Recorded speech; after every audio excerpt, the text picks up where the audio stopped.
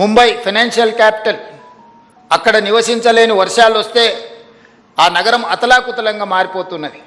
Bengaluru IT capital, ఈరోజు అక్కడ ఉండే ట్రాఫిక్ జాములు, కాలుష్యము, ఇతర సమస్యల వల్ల ఆ నగరానికి ఉన్న పరిస్థితులు మీరు చూస్తున్నారు.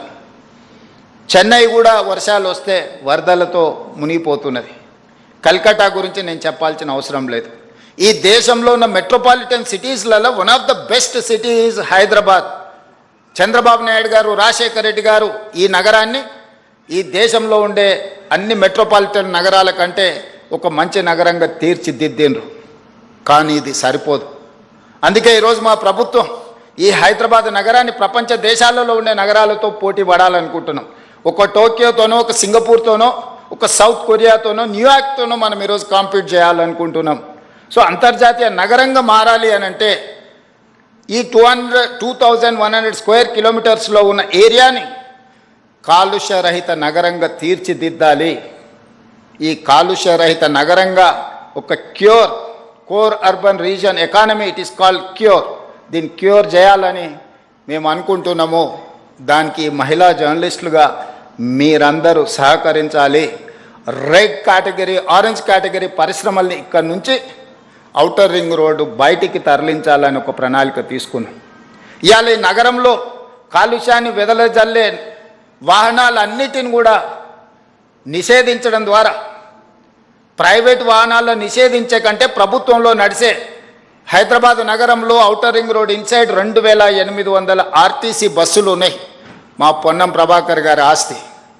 కానీ అవి డీజిల్తో నడిచి ఎంతో కాలుష్యాన్ని వెదజల్లుతున్నాయి.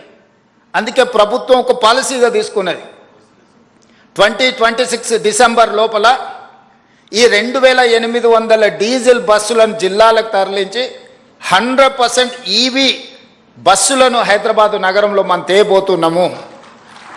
ఆల్రెడీ 500 బస్సులు వచ్చినాయి, ఇంకా 2300 బస్సులు డిసెంబర్ లోపల హైదరాబాదు నగరంలో బై డిసెంబర్ 9, 2026 లోపల ఒక్క డీజిల్ బస్సు కూడా ఈ నగరంలో ఉండదు.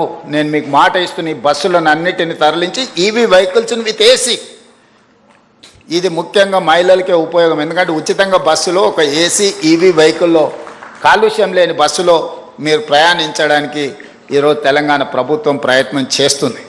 అదేవిధంగా ఈరోజు 2 లక్షల ఆటోలు ఉన్నాయి రెట్రో ఫిట్టింగ్ కింద, ఇప్పుడు డీజిల్, కిరోసిన్తోనో ఇతర ఇంధనంతో ఈరోజు నడుస్తున్నాయి. వాటన్నిటిని కూడా రెట్రో ఫిట్టింగ్ అంటే మొత్తం ఈవీ కింద 2 లక్షల ఆటోలను మార్చాలని ఒక ప్రణాళిక పెట్టుకున్నాం. తొందరలోనే ఆ కార్యాచరణను కూడా ముందుకు తీసుకొని వస్తున్నాం. ఈరోజు సింగిల్ యూజ్డ్ ప్లాస్టిక్ని మనం బ్యాన్ చేయదలుచుకున్నాం ఔటర్ రింగ్ రోడ్ ఇన్సైడ్.